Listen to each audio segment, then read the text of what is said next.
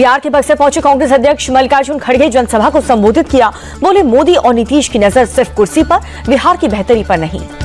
खड़गे ने सीएम नीतीश पर साधा निशाना। बोले कि वोट नहीं मिलने पर नीतीश पाला बदल लेते हैं। एनडीए के लोग देश को बर्बाद कर रहे हैं। हैदराबाद में वक्फ कानून के खिलाफ all India Muslim personal law board का प्रदर्शन। ओबीसी की ओर से बुलाए प्रोटेस्ट में डीएमके और बीआरएस के नेता भी शामिल हुए। All India Muslim personal law board के अध्यक्ष सैफुल्लाह रहमानी बोले, सुप्रीम कोर्ट जब तक पूरे कानून को रद्द नहीं करता हम प्रदर्शन करते रहेंगे। एआईएमआईएम प्रमुख ओबीसी का वक्फ कानून के बहाने मोदी सरकार पर हमला। देश के हुक्मरान हमें मिटाना चाहते हैं, हम झुकने वाले नहीं हैं। ओबीसी का मोदी सरकार पर हमला। कहा, 2024 के बाद से मोदी सरकार के निशाने पर सिर्फ और सिर्फ मुसलमान ही हैं। मुसलमानों को यूसीसी का डर दिखाने का लगाया आरोप। डीएमके सांसद मोहम्मद अब्दुल्ला ने लगाया आरोप। कहा कि तमिलनाडु में गृहमंत्री अमित शाह ने वक्फ को बदनाम कर दिया। वक्फ कानून लागू होने के बाद से यूपी में पहली बार बरेली में फर्जी कागज से सरकारी जमीन को बनाया गया वक्फ प्रॉपर्टी। फर्जी तरीके से चैरिटेबल ट्रस्ट बना करके मजार और दरगाह पर अवैध वसूली भी शुरू की। पुलिस ने मुख्य आरोपी सब्जे अली समेत 11 लोगों के खिलाफ एफआईआर दर्ज की। पश्चिम बंगाल सीएम ममता ने शनिवार देर रात 2 पेज का खुला पत्र जारी किया। बीजेपी और संघ पर लगाया आरोप। बोली, बीजेपी और आरएसएस हमें बांटना चाहते हैं। सीएम ममता बोली, बीजेपी और आरएसएस फूट डालो और राजनीति करो की योजना बना रही है। संकीर्ण चुनाव राजनीति के लिए ये लोग हमें बांटना चाहते हैं। सीएम ममता ने लोगों से शांति बनाए रखने की अपील की। कहा कि बहुसंख्या और अल्पसंख्यक समुदाय को एक दूसरे का ख्याल रखना चाहिए। सीएम ममता ने सांप्रदायिक दंगों की निंदा की। कहा कि दंगाइयों से सख्ती से निपटा जा रहा है, हमें आपसी विश्वास से बचना चाहिए। मुर्शिदाबाद हिंसा के खिलाफ बीजेपी नेता शुभेंदु अधिकारी ने नेताजी भवन से श्याम प्रसाद मुखर्जी भवन तक की रैली। बीजेपी नेता शुभेंदु अधिकारी ने किया दावा। कहा कि कम से कम 1000 परिवार पीड़ित, 10,000 से ज्यादा लोग हुए विस्थापित। मुर्शिदाबाद हिंसा को लेकर के राष्ट्रीय महिला आयोग की अध्यक्ष विजया राहटकर बोली कि इस पूरे मामले में राजनीति न हो। वहां महिलाओं की हालत बहुत खराब है, हम उनके साथ खड़े हैं। बीजेपी ने निशिकांत दुबे और दिनेश शर्मा की न्यायपालिका पर दिए बयान से किया किनारा। जेपी नड्डा बोले कि ये उनका व्यक्तिगत बयान, पार्टी का इससे लेना देना नहीं। जेपी नड्डा ने कहा कि बीजेपी ने हमेशा न्यायपालिका का सम्मान किया। इन बयानों को पार्टी सिरे से खारिज करती है। दोनों नेताओं को ऐसे बयान नहीं देने के लिए निर्देशित किया। वक्फ कानून पर सुनवाई को लेकर के बीजेपी सांसद निशिकांत दुबे ने साधा निशाना।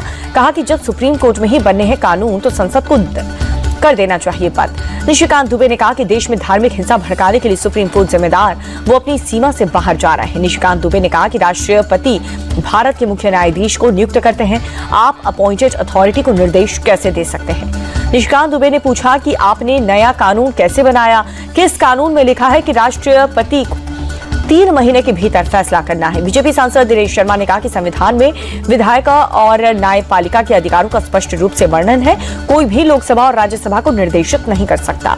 दिनेश शर्मा ने कहा कि कोई भी राष्ट्रपति को चुनौती नहीं दे सकता क्योंकि राष्ट्रपति सर्वोच्च है। सुप्रीम कोर्ट को लेकर के निशिकांत दुबे के बयान पर अखिलेश यादव बोले, निशिकांत दुबे ने जो भी कहा वो बीजेपी की सोच है। अखिलेश यादव बोले, धर्मों के बीच दरार पैदा करना बीजेपी का काम, वो इस पर पैसा भी खर्च करते हैं। कांग्रेस सांसद इमरान मसूद ने सुप्रीम कोर्ट के खिलाफ आ रहे बयान दुर्भाग्यपूर्ण है, ये हताशा समझ से परे है। कांग्रेस नेता सलमान खुर्शीद ने निशिकांत दुबे के बयान को बताया दुखद। कहा कि सुप्रीम कोर्ट पर सवाल उठाना ठीक बात नहीं। निशिकांत दुबे के बयान पर आम आदमी पार्टी का बीजेपी पर हमला। कहा कि ये सांसद का बयान नहीं बल्कि पार्टी की सोच है। निशिकांत दुबे का बयान पर तेजस्वी यादव बोले, न्यायालय पर ऐसी टिप्पणी न हो, निशिकांत के खिलाफ अवमानना की कार्रवाई होनी चाहिए। तेजस्वी यादव का बीजेपी पर बड़ा आरोप। बोले कि सरकारी पैसों से अपनी पार्टी का प्रचार कर रही है बीजेपी, इनकी सरकार में भ्रष्टाचार बड़ा है। 19 साल बाद फिर से एक साथ आ सकते हैं राज और उद्धव ठाकरे। राज ठाकरे ने कहा कि मतभेद छोटी, महाराष्ट्र बड़ी बात। राज ठाकरे के बयान का उद्धव ठाकरे ने दिया जवाब। कहा कि महाराष्ट्र हित में साथ मिलकर काम करने को तैयार हूं, लेकिन राज ठाकरे तय करे वो किस साइड है। जम्मू कश्मीर के रामबन में बादल फटने से आई अचानक बाढ़, 3 लोगों की मौत, कई नेशनल हाईवे बंद। भारी बारिश से नदी नाले उफान पर, गांव में घुसा पानी, कई घर हुए जमींदोज। प्रशासन ने करीब 100 लोगों को रेस्क्यू किया। तेज बारिश के बाद रामबन में कई जगह पर लैंडस्लाइड हुआ। पहाड़ों से मलबा गिरने का वीडियो सामने आया। सड़कें हुई जाम, कई वाहने फंसे। लैंडस्लाइड के चलते जम्मू श्रीनगर नेशनल हाईवे बंद है। प्रशासन ने किश्तवाड़ पदार मार्ग पर भी बंद किया। यातायात हुआ बुरी तरह से प्रभावित। रामबन में बाढ़ बारिश से हुई मौत पर डिप्टी सीएम सुरेंद्र चौधरी बोले, हादसे में 3 लोगों की मौत दुर्भाग्यपूर्ण है। बाढ़ से कई घर और राजमार्ग भी क्षतिग्रस्त हुए। जम्मू कश्मीर के डोडा में भी तेज बारिश, मलेसा के कई हिस्सों में भारी बारिश हुई, कई जगहों पर पानी भर गया। रामबन के चंदरकोट गांव में सुबह सुबह बारिश हुई, तेज बारिश के साथ ओलावृष्टि भी हुई। लद्दाख के जांस्कर में हुई ताजा बर्फबारी, पहाड़ों और सड़क पर बिछी बर्फ की सफेद चादर। श्रीनगर के डल लेक में शिकारा राइड को रोका गया, मौसम खराब होने की वजह से यह फैसला लिया गया। श्रीनगर में एक क्लब के सुरक्षा बंकर पर गिरा पेड़, सीआरपीएफ का एक जवान मामूली रूप से घायल।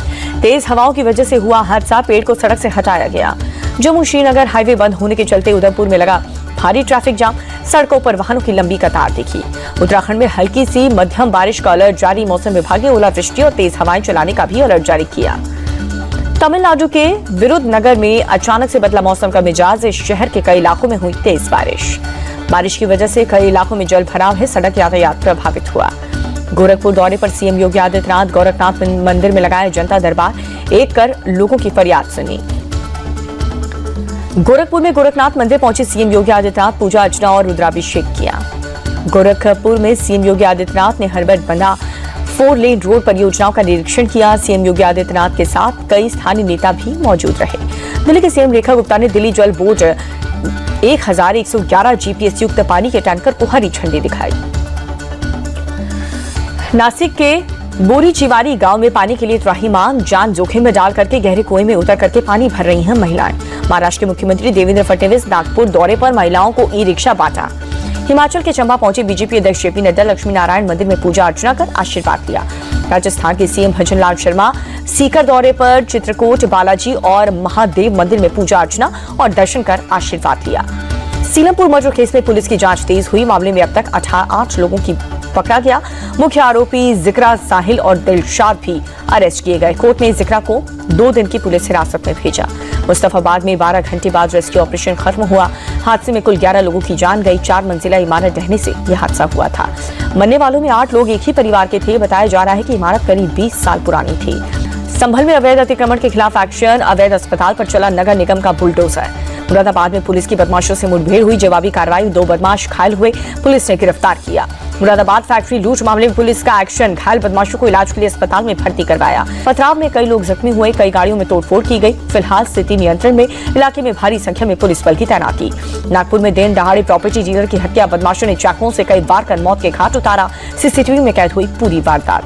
महाराष्ट्र पुलिस के हाथों लगी बड़ी सफलता, गढ़चिरौली में C60 कमांडो की हत्या में शामिल 4 नक्सलियों को अरेस्ट किया। छतरपुर की घटना पर प्रदेश कांग्रेस अध्यक्ष जीतू पटवारी बोले, जो सरकार व्यवस्था की सुरक्षा भी नहीं दे सकती, उसे सत्ता से बाहर हो जाना चाहिए। मोहन सरकार को शर्म से डूब जाना चाहिए। उज्जैन की मक्सी रोड स्थित उद्योगगिरी में एक फैक्ट्री में लगी भीषण आग, दूर दूर तक दिखी लिपटें। फैक्ट्री में रखा हुआ लाखों का सामान जल करके खाक हो चुका है। सागर के सनौधा गांव में भागे जोड़े का पुलिस ने ग्वालियर में पकड़ा, पूछताछ के लिए वापस ले जाया गया। पंजाब पुलिस को मिली बड़ी सफलता, बब्बर खालसा इंटरनेशनल के 2 टेरर मॉड्यूल का खुलासा हुआ, कई हथियार और गाड़ियां भी बरामद। 2024-25 में भेल का शानदार प्रदर्शन, कंपनी ने लगभग 27,350 करोड़ की कमाई की। 2024-25 में भेल की कमाई 19% में उछाल।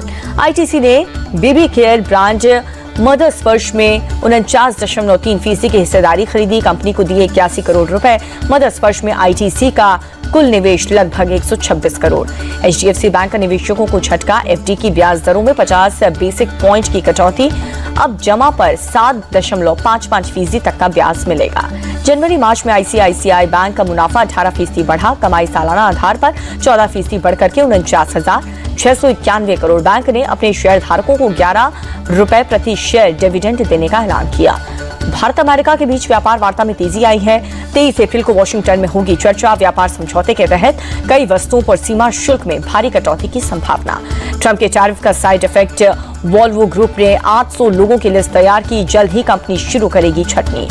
इस हफ्ते सोना चांदी के दामों में देखी गई है तेजी, गोल्ड के दाम 1,557 रुपए बढ़े, चांदी के 2,222 रुपए प्रति किलो की उछाल। वेदांता लिमिटेड को उड़ीसा हाईकोर्ट से बड़ी राहत, 71.16 करोड़ के पर्यावरण मुआवजे के आदेश पर रोक लगा दी गई।